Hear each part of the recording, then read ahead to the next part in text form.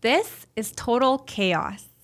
Hundreds of flights canceled, airports paralyzed, and now a military helicopter just forced 2 commercial planes to abort their landings at one of the busiest airports in the U.S. Yep, you heard that right. A chopper drifted into landing airspace at Reagan National, and it nearly caused another disaster. Just 3 months after a deadly mid-air collision killed 67 people at that same airport. This isn't turbulence. This is a full-blown system meltdown. Air traffic control is falling apart. Outdated tech controller shortages, military overreach, and it's all crashing together right as summer travel ramps up. So let's break it all down. This latest mess that went down at Reagan National Airport in D.C., a Blackhawk military helicopter was flying in. Not on some secret mission, just regular military movement. And it got way too close to 2 incoming passenger planes. Too close for comfort. One of the air traffic controllers saw it happening in real time and immediately waved off both planes. Full abort, mid-landing. And by the way, that controller is being called a hero because she made the exact right call in a split second. Without her, we could have been talking about another mid-air collision live on the news. And now here's where it gets uglier. Military helicopters aren't even supposed to be flying that close to Reagan. Ever since the deadly crash back in January, restrictions were put in place. The only choppers allowed near there are police, medical evacuation, or national security. So what in the world was this Blackhawk doing? According to the Pentagon, one of their own controllers told the pilot to reroute and fly directly over the area where the passenger jets were descending.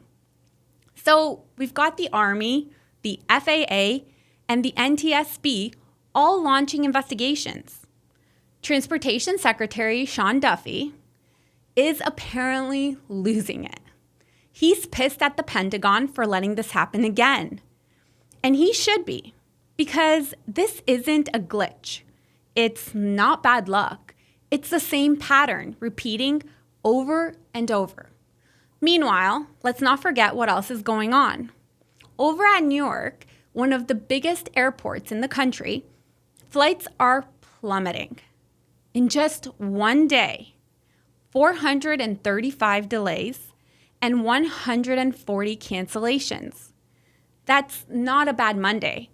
That's a total collapse. And it's not just weather or construction, it's the people running the show. Air traffic controllers are walking off the job.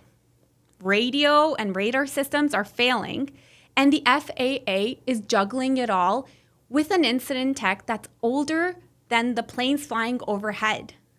No, but seriously, they're still using systems built in the 70s in some places.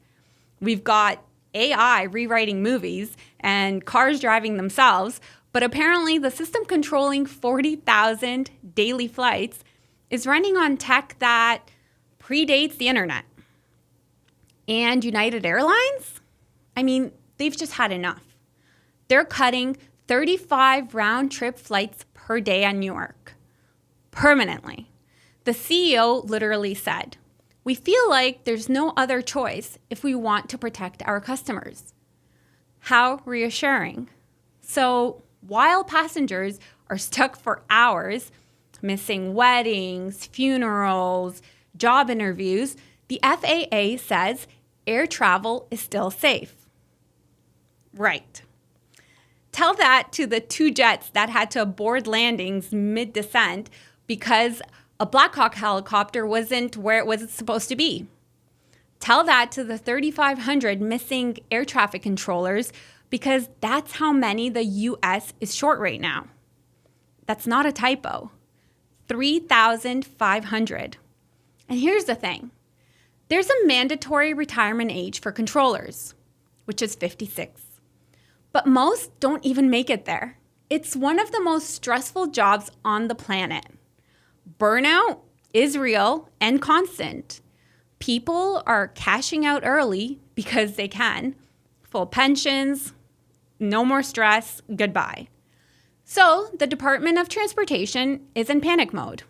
They're offering bonuses, trying to convince people to stay on the job just a little longer. Please don't retire at the age of 54. They're literally begging people. They're begging people to stick around for 2 more years while everything burns. But there's no plan, no legislation, no emergency pipeline, just fingers crossed and Band-Aids. And the cherry on top? The people most pissed off right now are the ones in Congress. Because Reagan is their airport. They fly in and out of there every week. They can see the damn Pentagon from the terminal window. And now that it's their flights being disrupted, well, now they care. Now they're saying, hey, maybe military flights shouldn't be interfering with commercial traffic. Oh, really? You think so? But here's a real insult. A lot of these military flights, they're not emergencies. They're not transporting injured soldiers or rushing to stop an attack. Most of the time, it's just high-ranking officials who don't feel like sitting in traffic. You know what the Secretary of Transportation said? His exact words were, "We don't need generals taking a chopper because they don't want to get in an SUV or an Uber." That's it. That's the mindset. If you've got stars on your shoulders, you don't do traffic. You just hop in a helicopter and screw over hundreds of people on a commercial plane. Let's talk about that January crash again, because it wasn't just a freak accident. That chopper had its ADS-B transmitter turned off. That's the system that broadcasts to the aircraft's real-time location. They shut it off because they were practicing a national security mission. No signal, no warning, no chance for anyone to avoid it. And that's why 67 people died. After that, the FAA said, okay, no more games. If you're flying near Reagan, you keep your ADS-B on.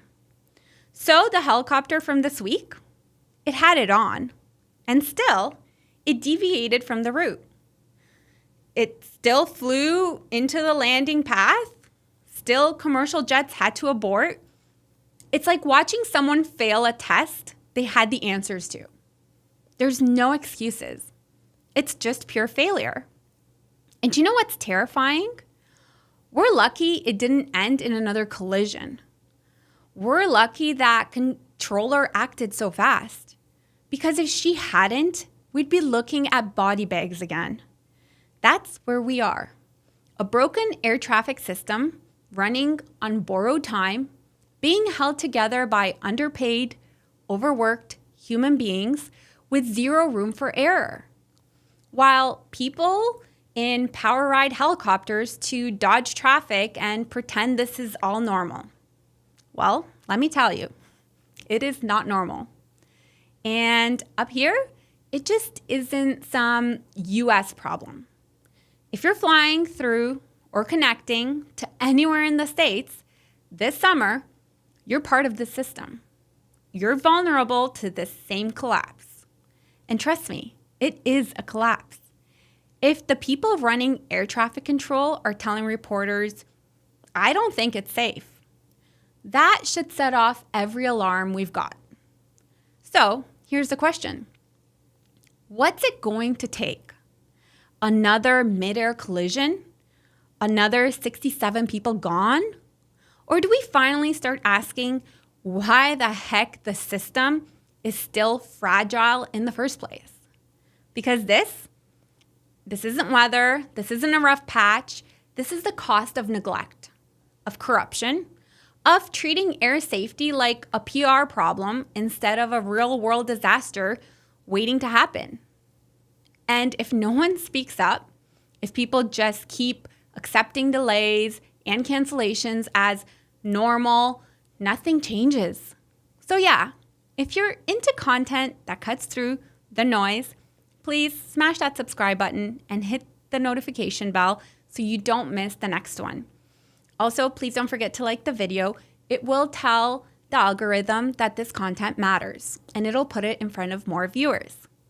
And hey, next time your flight gets delayed because of unexpected military activity, just remember, it probably wasn't a mission. It was just some general too important to take an Uber. Thank you so much for watching, and I'll catch you on the next one.